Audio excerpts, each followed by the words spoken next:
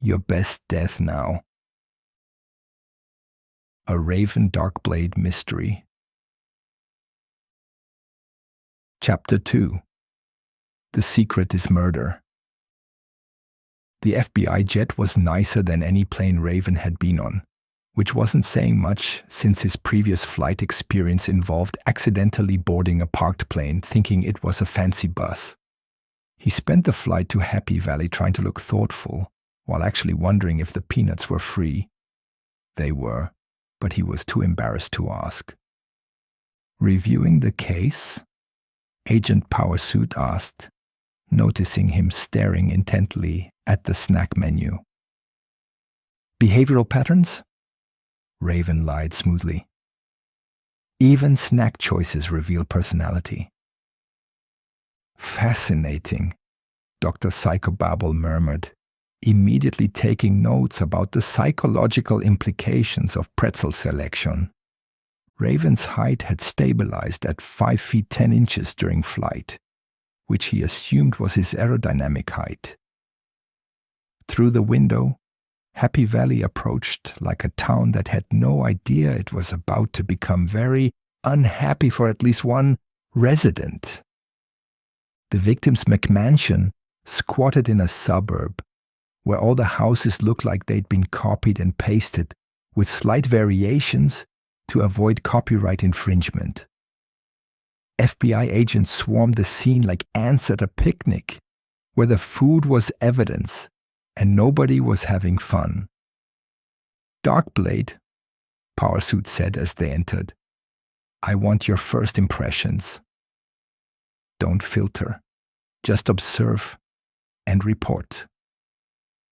Raven looked around, trying to have impressions that sounded professional. The victim was in this house. Before she died, yes, Squarejaw confirmed, missing Raven's complete lack of insight. But what does the scene tell you? That she's not alive anymore?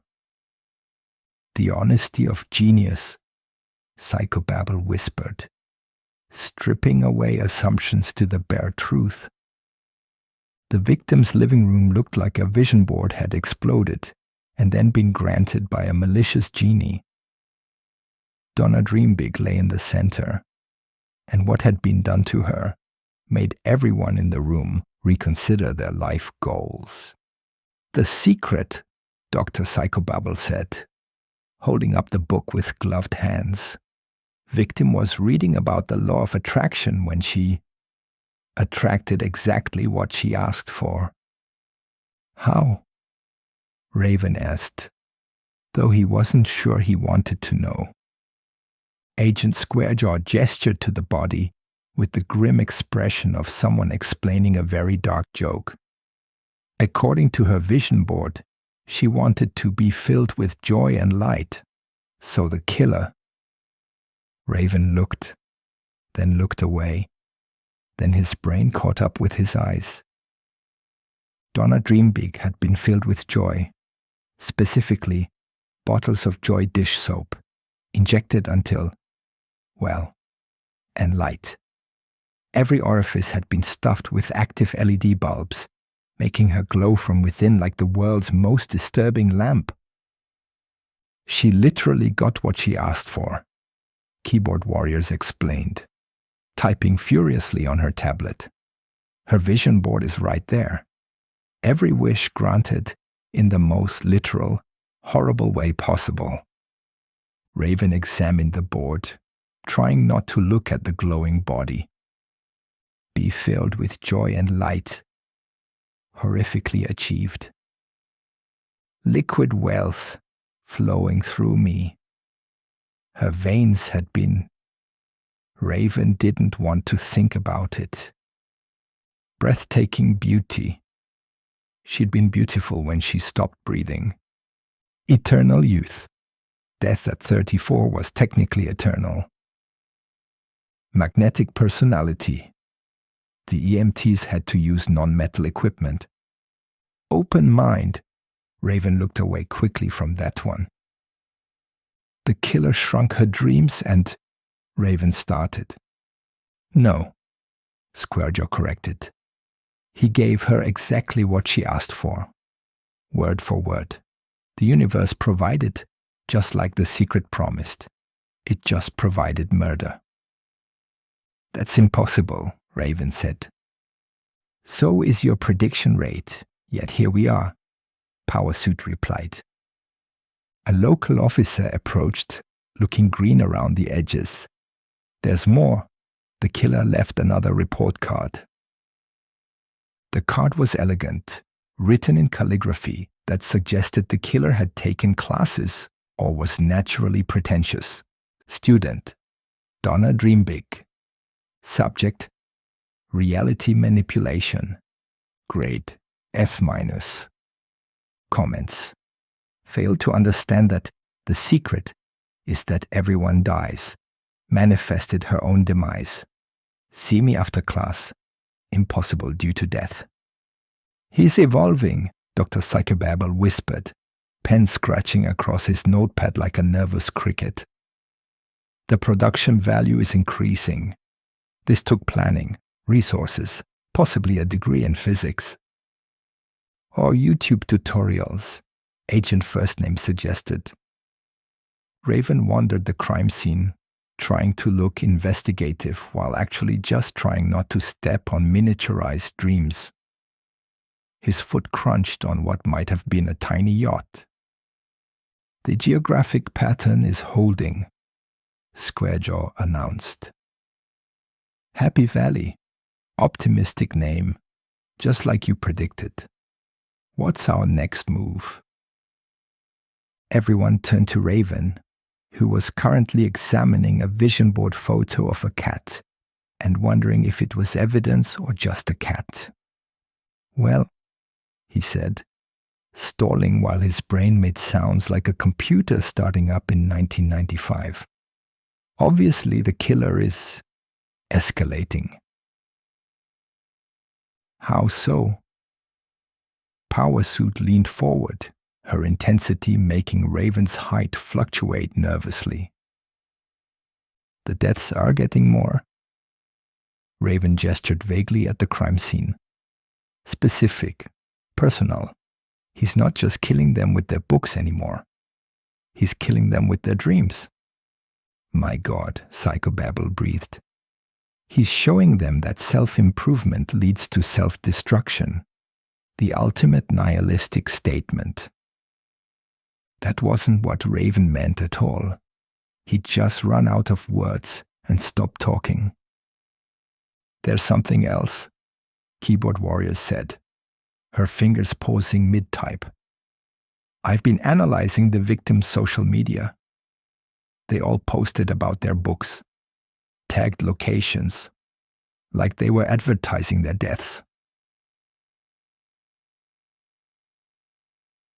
Show me, Powersuit demanded. The screen filled with posts.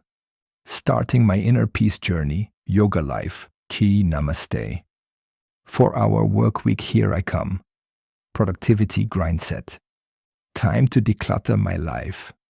Con Mary. Spark joy. They're all hashtagged, Raven observed, because that seemed safe to notice. The killer's choosing victims from social media, First Name concluded. People who publicly announce their self-improvement journeys. But wait, Raven said, surprising himself by having an actual thought. How did he know Donna would be here? In Happy Valley? She lives in... He checked the file. Disappointment, Ohio. Everyone stared at him. She was visiting her mother, Squarejaw explained slowly. Posted about it yesterday. Manifesting quality time with Mom in Happy Valley. With 17 rainbow emojis. Oh, Raven said, his one good observation deflating like a punctured ego. Unless, Psychobabble said, pen hovering. You're suggesting the killer influenced her to come here. Mind control through social media algorithms. Yes, Raven lied. That's exactly what I'm suggesting. The room erupted in discussion about psychological manipulation through targeted advertising, while Raven quietly pocketed what he thought was evidence, but was actually just a bottle cap from the Joy Dish soap. It rattled in his pocket like a guilty conscience. "We need to warn people," Powersuit declared. "Anyone reading self-help books in optimistically named cities is in danger." "That's half of America," someone pointed out. "Then we save half of America," Powersuit said with the determination of someone who'd never tried to save half of anything. Raven's phone buzzed. Jenny shouts loud from Crimson City. "Saw you on news. You look confused. Good job maintaining cover. P.S. Our library is having a self-help book sale. Thought you should know." A chill ran down Raven's spine, which was confusing because the room was warm, and his spine wasn't particularly sensitive to literature-related threats. "I need to make a call," he announced, stepping outside where the Happy Valley air smelled like suburbia and impending doom. But instead of calling Jenny back, Raven stood there, staring at his phone, trying to remember why libraries seemed important. Something about books. Books were in libraries. That was probably it. Inside, he could hear the FBI team planning their next move, using his brilliant geographic theory to predict locations. They were probably going to send teams to Joy, Georgia, and Success, South Dakota, and Triumph, Texas. Raven looked at the bottle cap in his hand. Joy stared back at him in cheerful yellow letters, as if it knew he'd stolen evidence by accident. "I should probably tell them about the library thing," he said to himself. But tell them what? That libraries existed? They probably knew that. He walked back inside to continue accidentally solving a case he didn't understand. "Detective," Powersuit called.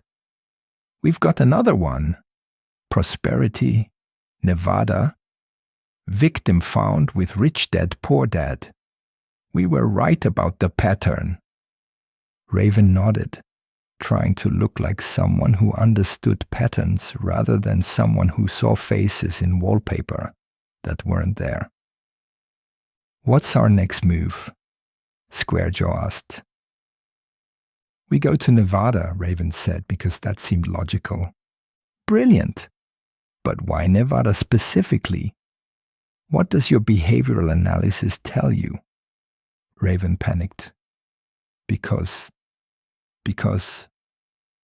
His eyes landed on a slot machine app on someone's phone. The killer's gambling. With lives. Nevada. Gambling. It's symbolic. "He's going to Las Vegas next," Psychobabble shouted. "The city of broken dreams and false hope. The ultimate self-help cemetery." That wasn't what Raven meant at all. But everyone was already grabbing gear and making plans for Nevada. As they prepared to leave Happy Valley, which hadn't been particularly happy for Donna Dream Big, Raven couldn't shake the feeling he was missing something. Something about libraries and due dates and his hometown. But surely if it was important, he'd remember it, right? To be continued. Probably in Nevada. Author's note. This chapter is dedicated to everyone who's ever manifested their own problems by thinking too positively about them. Also to the Happy Valley Chamber of Commerce, who would like everyone to know they've had very few manifestation-related murders. Any resemblance to actual laws of attraction is purely coincidental and should not be attempted at home or anywhere